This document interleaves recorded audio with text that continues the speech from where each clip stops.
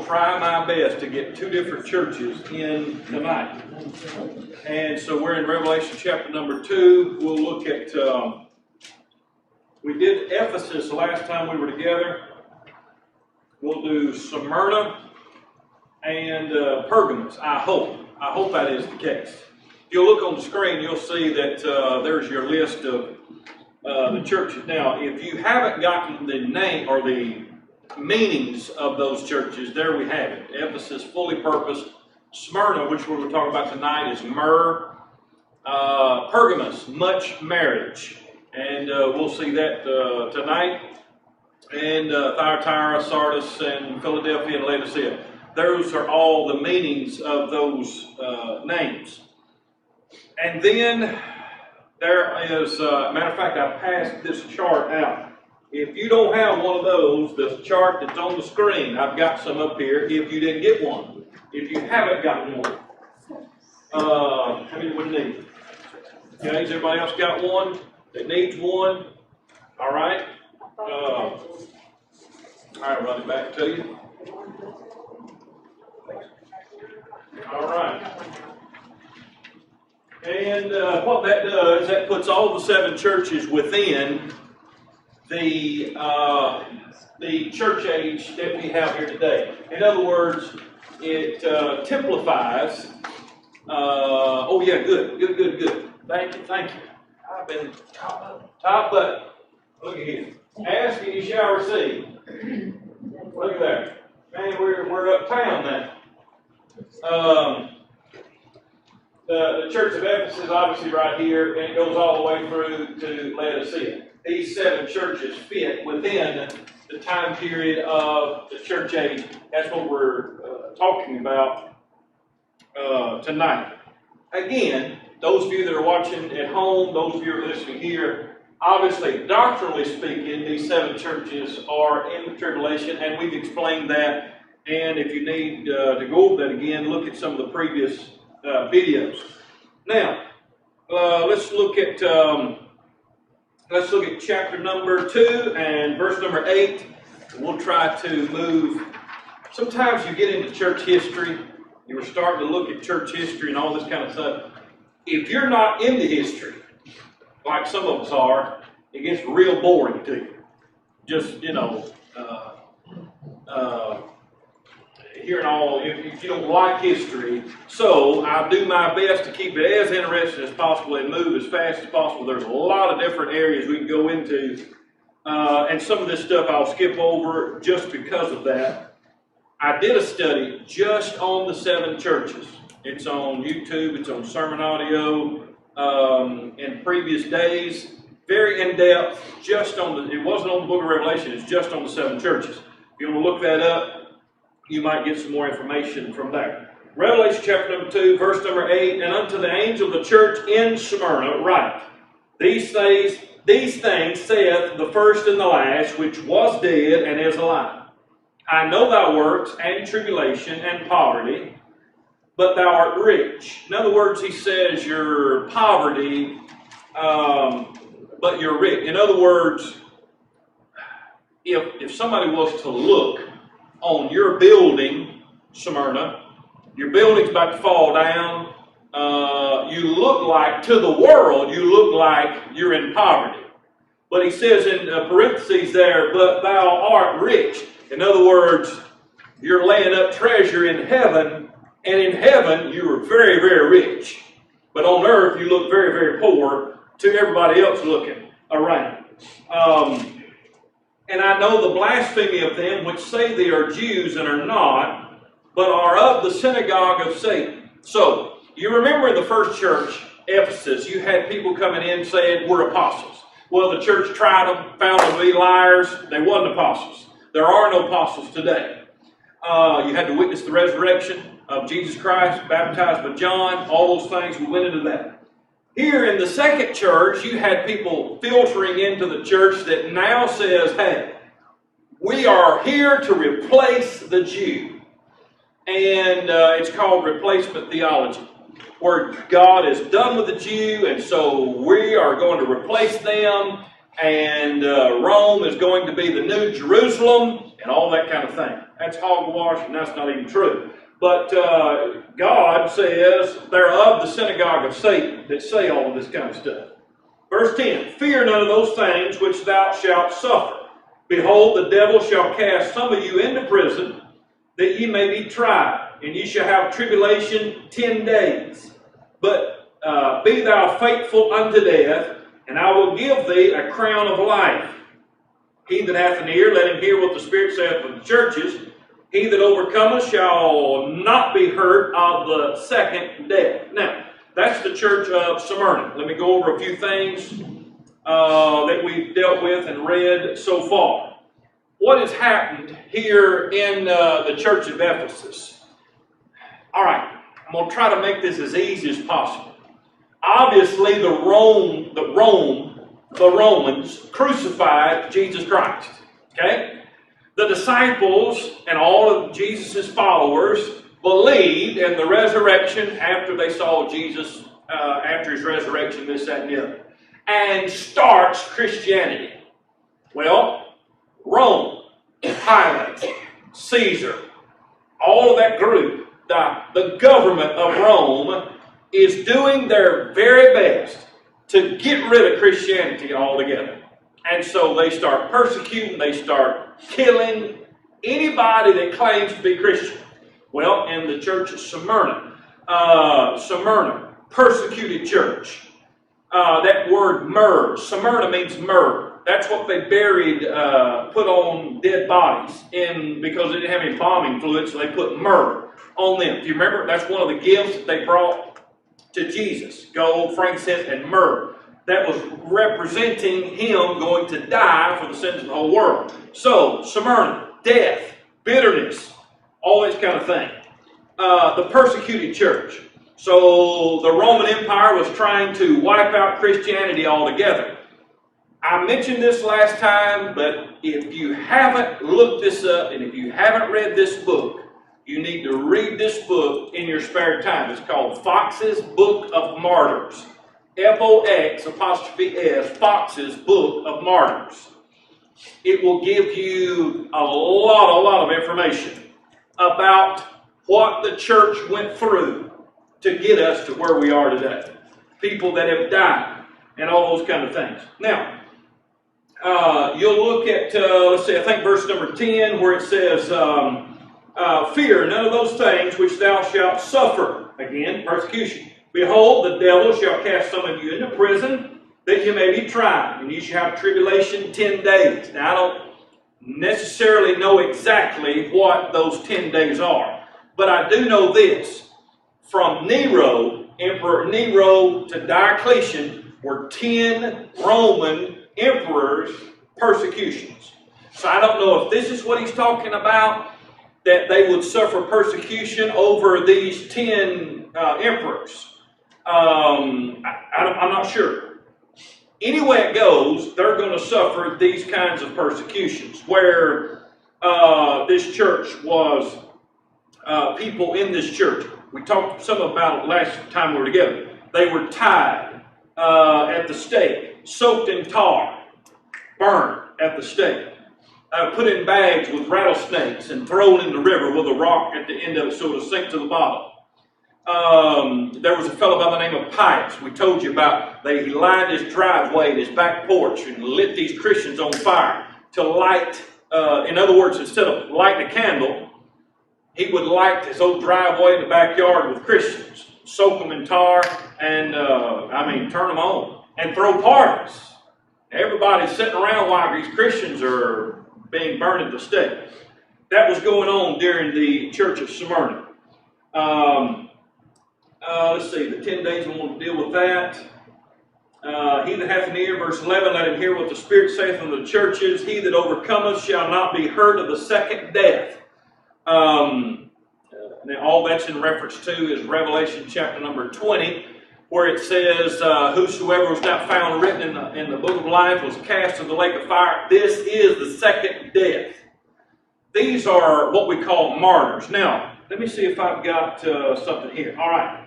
I don't have a whole lot of time to deal with this, but there are 5 crowns that you can receive. as a Christian. There is the crown of life. Those that have suffered for His sake. That's the martyr's crown, the crown of life. The crown of glory. That's for like pastor. That's a pastor's crown. Someone in leadership. Someone who feeds the flock of God. That's a crown of glory. The crown of rejoicing is for those that win souls, win people to Christ, and tell folks about the Lord. The crown of incorruption. Those that are steadfast and keep their body under subjection. Paul talks about that. And then obviously the crown of righteousness is those who are looking for the appearing of Christ. Those are 5 crowns that you can receive at the judgment seat of Christ. But that crown of life is what they call the martyr's crown. Most of those, the crown of life, will be given out for those in the tribulation period. Obviously, they will be martyred in that area. And in the Smyrna church, the Ephesus church, what we're talking about here, persecution, you would not believe. Matter of fact, I was reading up on a few things, especially out of the Fox's Book of Martyrs, and they were tying these people that would not deny Christ. They would tie them to an X, and then somehow or another this contraption began to pull them and to stretch them to where their bones would pop out of socket. And that's torture. I mean, that's what they were doing, because for the only reason is they were Christians and proclaimed Jesus Christ as their Savior. Now, let me get into this third church, the second one for tonight, and that's found in verse number 12. Now, let me say something about this before we get into this. One of the reasons that y'all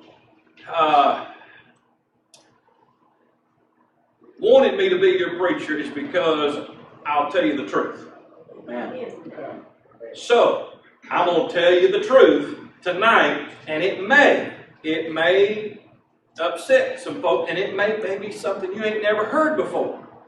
And I know we have folks in our church, they have people in their families that are a part of some of these organizations I'm going to mention. I'm going to lay it out there, and you can do your own research. I'm not telling you something I heard. I'm telling you what I know, that Bible to be true. Now, look at verse number 12. And to the church of the angel of Pergamos. Pergamos, married to the world. That's what that name means. Married to the world. Much marriage. Unto the angel of the church of Pergamos write, These things saith he which hath the sharp sword with 2 edges. Now we already know what that is. Hebrews 4:12 says the word of God is quick and powerful, sharpening 2-edged sword. Ephesians 6 says the word of God is the sword of the Spirit. So we know what that is. Verse 13. I know thy works, and where thou dwellest, even where Satan's seat is. And thou holdest fast my name, and hast not denied my faith, even in those days where Antipas was my faithful martyr, who was slain among you, where Satan dwelleth. All right. Now, Antipas, this guy, they say, was the pastor of the church in Pergamos. What happened? They captured Antipas. They carried him to the temple of Caesar. And they tied him down, and they asked him to say that Caesar is God. And Antipas says there's only one God, and his name is Jesus Christ. Amen. Well, they put him in a big brass pot, and they put him in oil in that pot, and they lit the fire up, and he kept saying, Jesus Christ is God, is the only God. And someone asked him, said, Antipas, don't you realize that the whole world is against you? And he said, if that's true, then I'm against the whole world. Amen. That's the kind of preachers you had back then. It wasn't, this, I know this kind of talk offends people sometimes, but we got too many Twinkies for preachers nowadays, amen, in these churches. Ones that wouldn't do what we just read about or just heard about as far as Antipas goes. This is what they say. Again, I'm for sure that's what happened to him. I'm not for sure that he's the pastor of this church. That's what they say. But even God reiterates and says, whereas Antipas was my faithful martyr who was slain among you, where Satan dwelleth. Now, let me say this. Number one, Satan has a seat in verse number 13. And in verse number 13, Satan has a place where he dwells. Notice it's found in verse 13. 13 is the number of rebellion in the Bible. Most of the time, when you run across a 13, you'll find something that's bad in that verse. Or talking about somebody that's bad. Now, let me give you this. 2 Corinthians 4 and verse number 4. The God of this world has blinded the minds of them lest they come to the light of the gospel.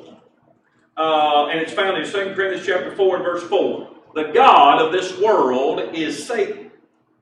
It's a small G-O-D in 2 Corinthians 4:4. The God of this world is Satan. A lot of people think Satan is in hell. He's not in hell. Amen. A lot of people think Satan is in the beer joints and in the red light districts and wherever else. He's not even there. Amen. You say, why ain't he there? He's already got them. Right. You say, well, where is Satan at? He is in the middle of the churches. Right. Why? Because his whole idea, his whole job is to seek and destroy and to seek and devour as a roaring lion walketh about seeking whom he may devour.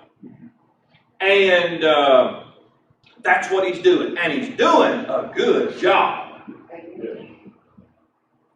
of because in the church age we live in today, he's got the church arguing mostly this, that, and the other, and we've stopped winning people to Christ, and we're arguing amongst ourselves. That's right.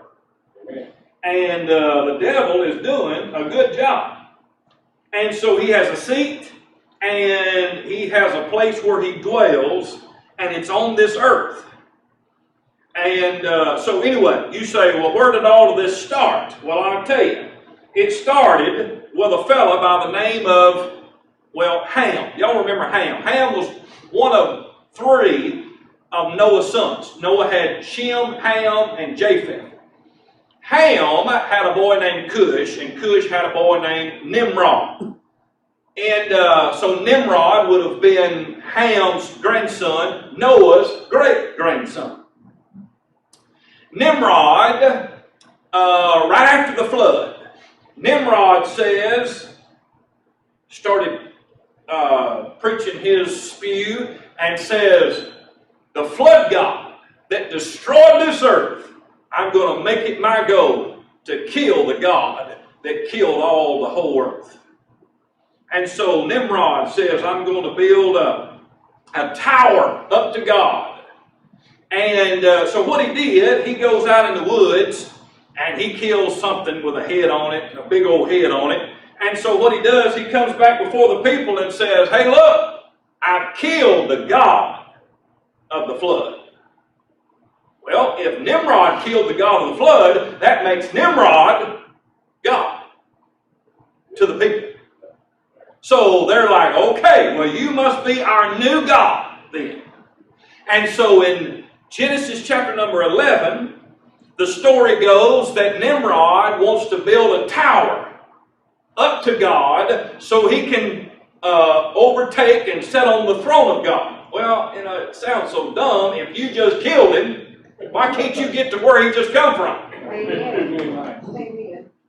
So anyway, he's building this tower, and in Genesis chapter 11, it's called the Tower of Babel. Babylon. where Babylon came from, the Tower of Babel. Now the story is an interesting story. I don't have time to tell you the whole thing, but it's found in Genesis chapter number 11. Everybody spoke the same language. And so everybody speaking the same language, they're trying to build this tower all the way up to God. Well, in Genesis chapter 11, God says, I'll tell you what I'm going to do. I'm going to go down there, confound their language so they can't communicate, and they'll have to stop this building process. It's a funny story. Can you imagine? They're all speaking the same language. Hand me a hammer. I need a sawhorse up here. All this kind of stuff. And they're building this, that, and the other. So God comes down and confounds their language, and they're all speaking now. And somebody says, throw me a hammer. And the other guy's going, what did he say? So they have to stop the progress because nobody understands anybody anymore. So they start grouping up with people that they can understand. And here they go dispersing. That's how we get the languages that we have today. The Tower of Babel was incomplete because of, obviously, because they couldn't reach up to God. Common sense would have told you that. Now, here's something very interesting. Over in France, there is a building there. It's called the European Parliamentary Building, and it's in France, and it's a complete building, but it's made to look like it's incomplete. Y'all see what I'm talking about? Y'all see what I'm talking about? Yeah. It's in France. And this is where all the big, European Union meet. And on the inside of that building, it probably seats over 1,000 people. And everybody's got a seat. And so what happens is, when you come in and they have their parliamentary meetings and people from all over the world come and they sit in their particular seat, they put their headphones on. You know why they put all their headphones on? So they can all be of one language and understand everybody. Right. Sound familiar? Yeah. It's almost like the Tower of Babel all over again. Because everybody wants to communicate so we can overthrow God. So to put the little headsets on, and even though they're all not speaking the same language, they all understand one another now because of technology. They got their headphones on. Now, if there's over 1,000 seats in there, don't you know there's a seat in there with the number 666 on it? Yeah. Did you know that seat is empty? Nobody sits in that seat. And the reason nobody sits in that seat is because they're waiting for him to show up so he can take his seat where Satan's seat is. Amen. Where Satan dwelleth. And I'll be honest, it's not going to be too much longer until he shows up, the Antichrist. He's going to take his seat. And matter of fact, he's going to wind up ruling the whole shooting match from that seat.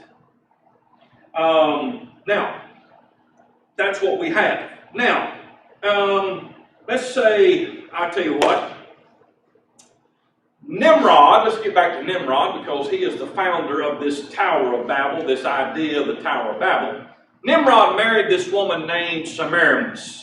In another language, she's called Ishtar, but her name was Semiramis.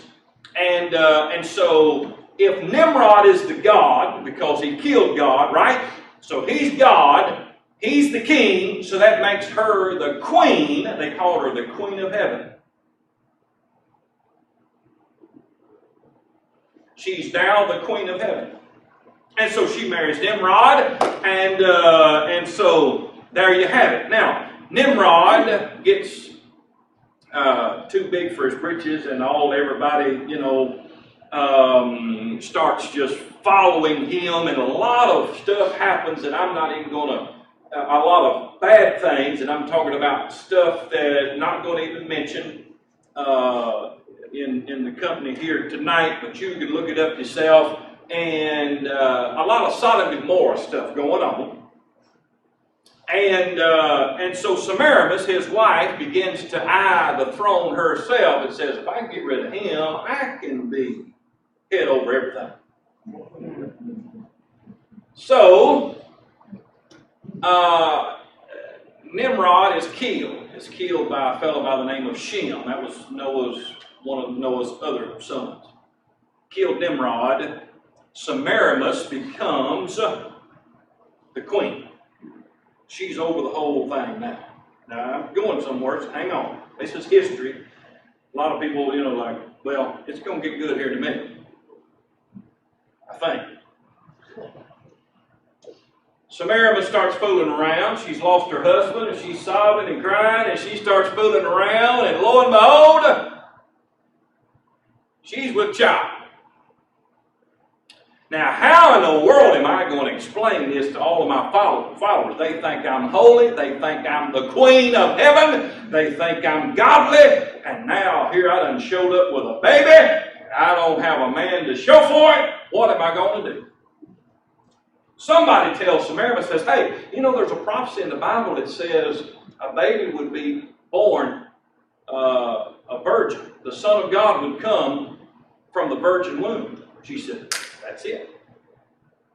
She gets in front of her folks and she says, I'm carrying the Son of God in my womb.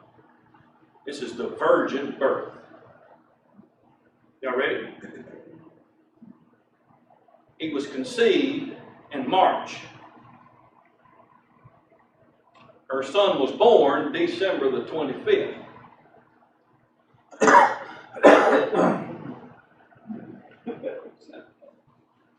He was conceived on Easter and was born on Christmas.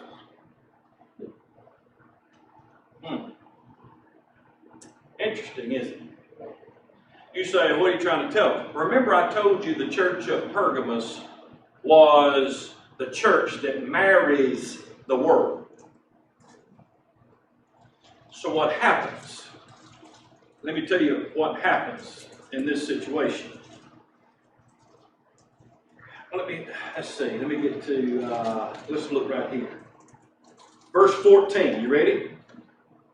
But I have a few things against thee, because thou hast, thou hast there them that hold the doctrine of Balaam, who taught Balak to cast a stumbling block before the children of Israel, to eat things sacrificed unto idols, and to commit fornication. So hast thou also them that hold the doctrine of the Nicolaitans. Remember, we talked about that last time. Nicolaitans, to conquer the laity. All right? Now, let me give you the story. It's found in Numbers 22 and 23. It's the story of Balaam and Balak.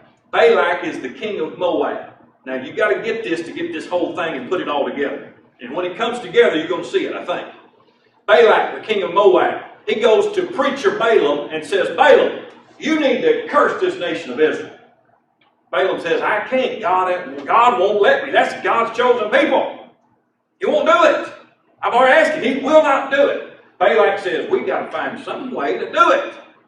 I tell you what, is there any way you can think of? Balaam says, there may be one way, but it's going to cost you. The king of Moab pays Balaam, and he says, I'll tell you what you do. If you want God to curse his people, this is what you do. You get your pagan church over here, get the women in your pagan church to go marry into the nation of Israel. You get them to lay aside all of our doctrinal differences, and let's come together as one, and let's merge together. Let's come together as one. And God will get mad at them for sacrificing things, eating things, sacrificing to idols. He'll curse them. So that's what they did. Balaam got his opponent. Hey, won't y'all come over here to our church and let's all be one together. Does that even sound familiar to y'all? Let's all just get together and lay our differences aside. Now, here's what happened in the church, the early church of Smyrna, church history. Remember I told you about this whole Semiramis deal, and her son was conceived on Easter and born, and you're going, well, Easter, that's when we worship the resurrection. And December 25th is when we worship the birth of Christ. It is. Guess what? That right there came from Babylon, and we took Babylon and our Christian, what we believe, and they merged them together. To where now we call it Easter. Oh, that's the resurrection of Jesus Christ. Not to them it ain't. December 25th, that's the birth of Jesus. That's what we think. Not to them it ain't. That was the birth of Baal. You say, preacher, are you against Easter and Christmas? I like to keep the gifts a coming. December 25th, hey, but let me just help you. Jesus was not born on December 25th. Amen. Nowhere near it. It's probably born in September, 1st October. And I ain't got time to prove that to you, but that's a whole nother hour's lesson. I ain't got time. What I am telling you is, this is what happened in our early church. The devil, all right, here's the bottom line. They kept trying to kill the Christians, right? And every time they killed them, 10 more would pop up. They killed them and 20 more would pop up. It seemed like the more they killed them, the more the Christians multiplied. So they're like, okay, if you can't kill them, let's merge together. And that way we can control them. That's smarter. That way we ain't got to kill them. Now we merge together and get them to join into our pagan religion. Now, let me say this, and this is the part where it gets a little, a little touchy on folks. But have you ever been in the churches and it's very ritualistic, very formal? It's very...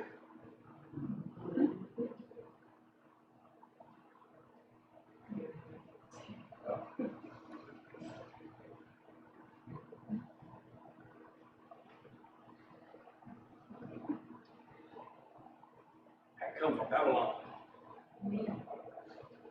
Babylonian, pagan.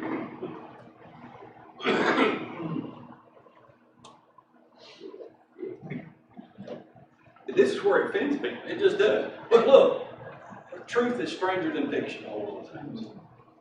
You ever wonder about this? We call it Christmas, right? It's Christmas, right? Christmas.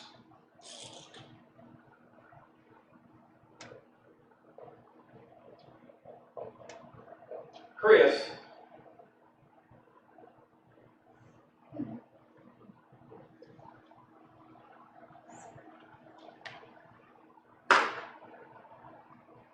Does that help anybody?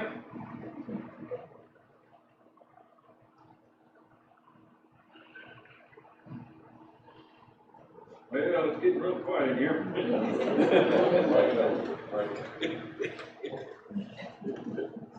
So what happens is, this fella is born on December the 25th and conceived in March sometime.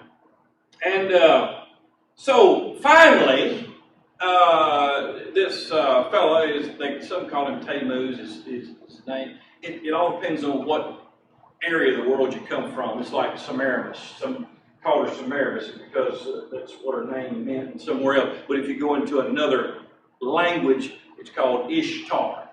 Easter, where we get our word Easter from, Ishtar. Tammuz was his name, but in another culture they called him Baal. Babel, from his daddy, Babel, Baal. Anyway, and there you have it. Now, what happens is, and this is a little odd, but okay, think about this. Semiramis, Ishtar, whatever you want to call her, she has the virgin son. Okay?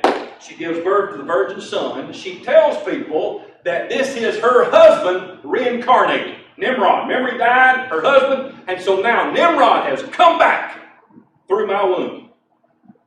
So she turns around, and when he gets on older, she turns around and marries her son. Because what? That's her husband. See how weird this stuff gets?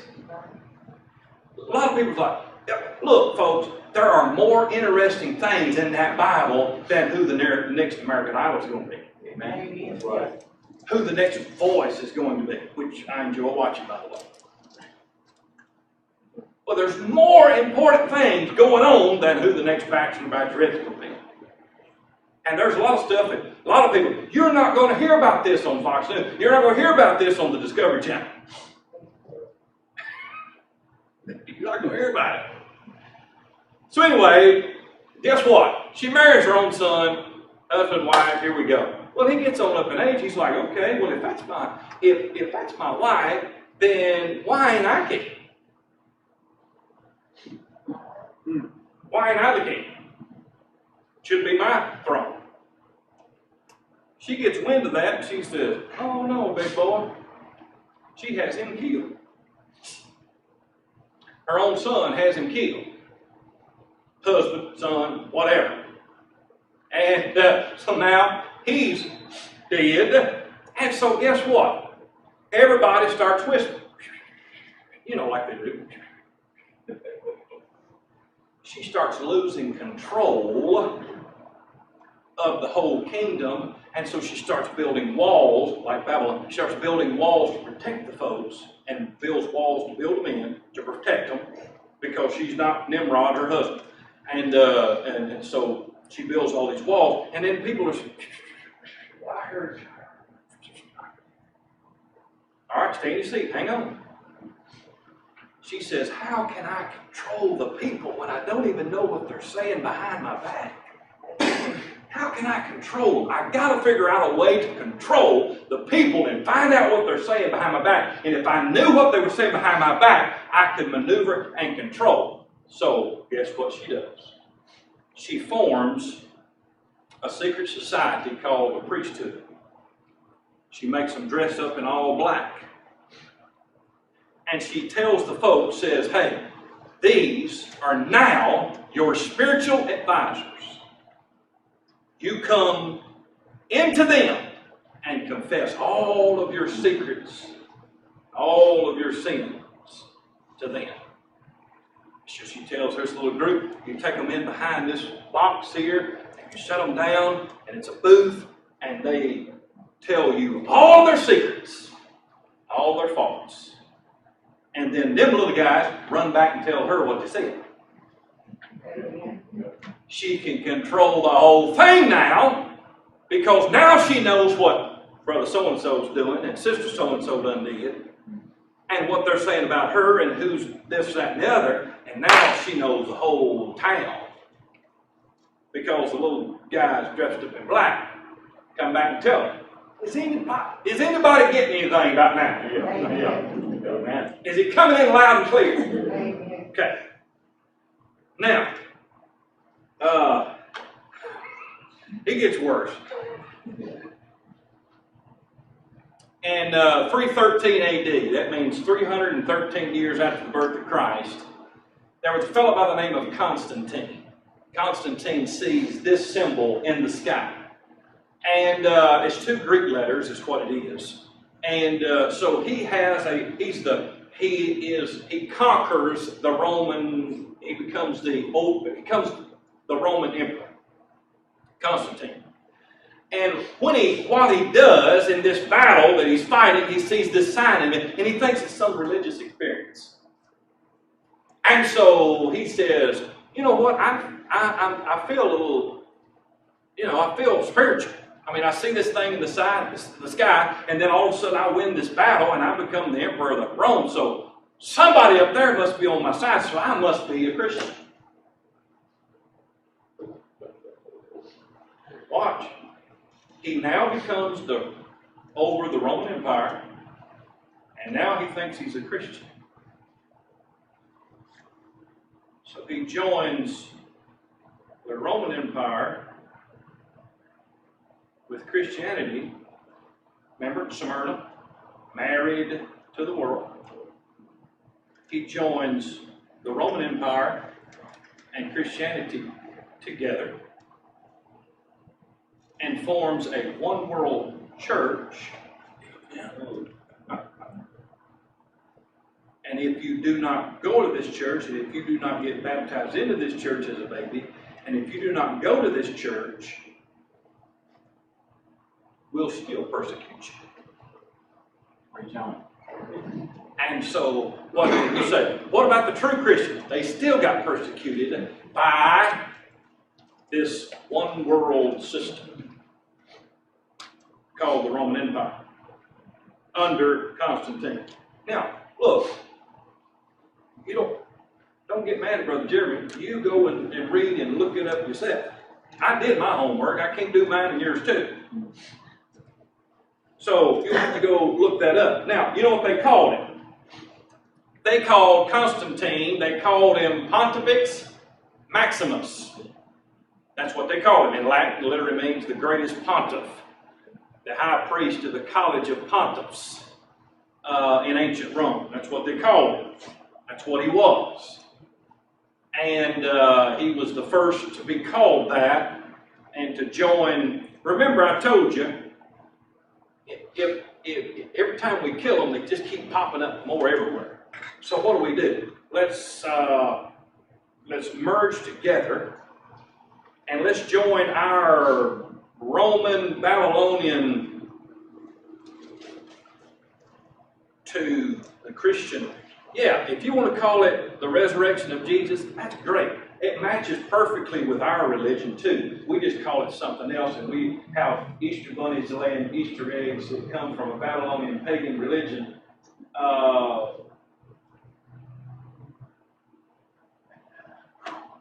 Y'all do realize the Easter bunny is the symbol of fertility? Oh. What about the Playboy bunny? Anybody? I mean, it all comes together. You got a bunny rabbit laying all these Cadbury eggs, which are good, by the way. And so we join all of this together. There's a lot of stuff I could tell you, but since we're so close to Christmas, I'm not going to tell you tonight because that would ruin the whole thing for you. And we're just so close to Christmas, I just hate to tell it to you about all that. It would just ruin it for you, and then you'd be all mad at me. So we'll wait till January, and I'll tell you about where all that comes from. And while they do all the mistletoe, you ought to do some research on the mistletoe. Anyway, I'll quit. Saint Nicholas. Saint Nicholas. He knows when you're sleeping. He knows when you're awake.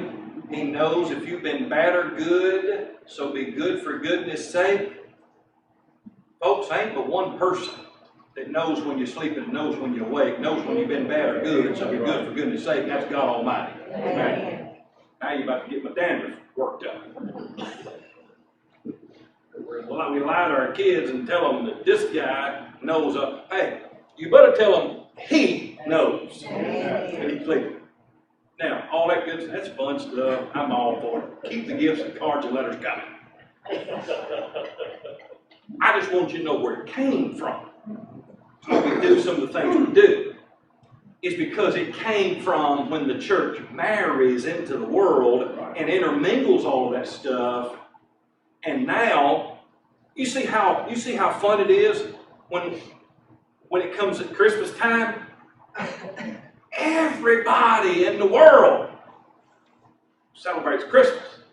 It don't matter if you're saved, lost, it don't make any difference. Christmas, the lost world, they love Christmas. The saved world, we love Christmas. That's the birth of Christ. The lost world, Santa Claus coming to town. Woo! Both the world and the church can merge together and celebrate the same holidays and live happily ever after. You see how it works? Where Satan's seed is. No, he's not in the beer joint down the road. He's in churches. Merging all that stuff together. And clouding and muddying the water so we can't tell the difference of what's true and what ain't. Ain't that something? Now, look, I got time. Look, you're in Revelation, right? Go to 17. Go to 17.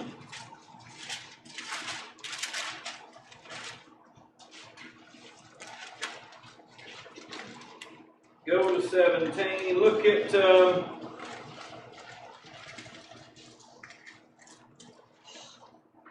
verse 3. 17:3.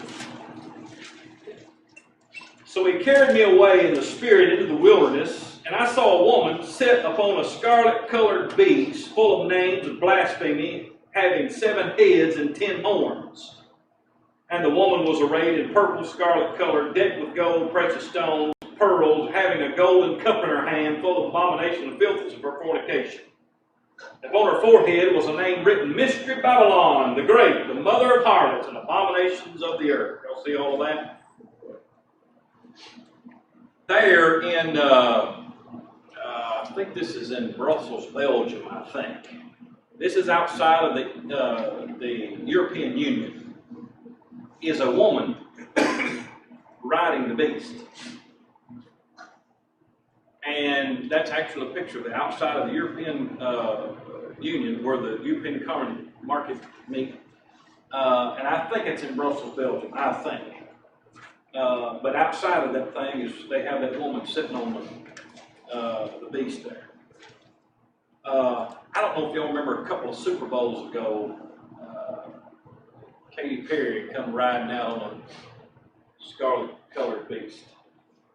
Anybody remember the Super Bowl halftime show? Here she come riding something similar to that. Telling you, there's more to this Bible than a lot of people realize. And there's a lot of blasphemy going on. It's just an amazing thing. Now, I got just a few minutes. Just, day before yesterday, Benjamin Netanyahu just got reelected as the Prime Minister of the nation of Israel. And Benjamin just,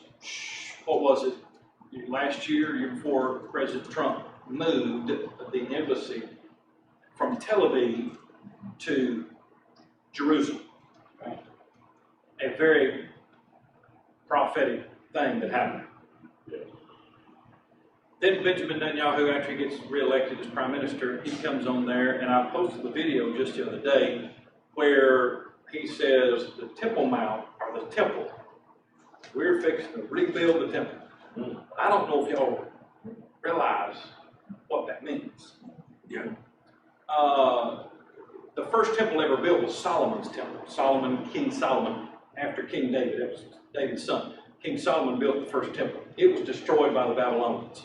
Babylonians, Babylonians, you with me? They tore it down. It was rebuilt by a fellow by the name of Zerubbabel. And then that one got, not tore all the way down, but then they came back into the land. It's a long story, I'm going to save the trouble.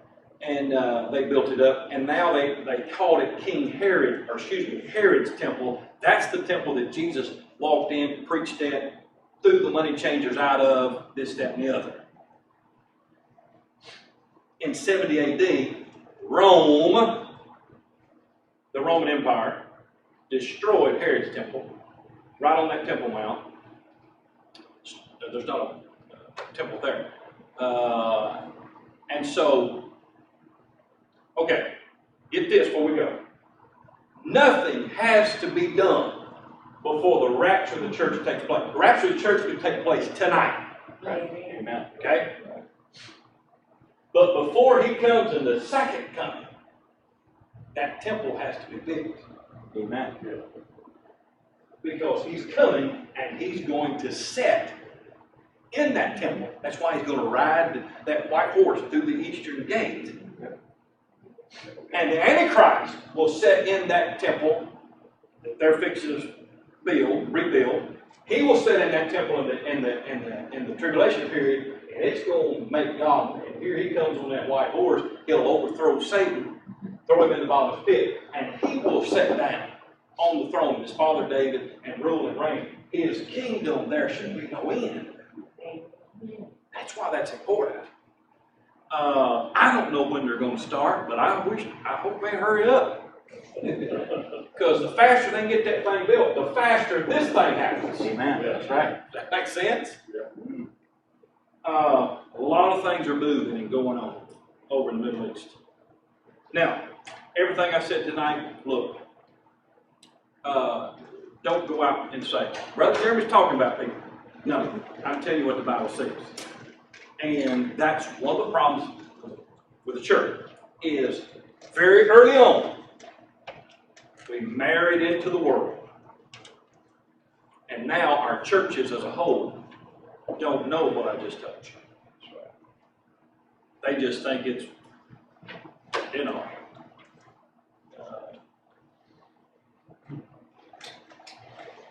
Really, about the only Christian holiday we have is Thanksgiving.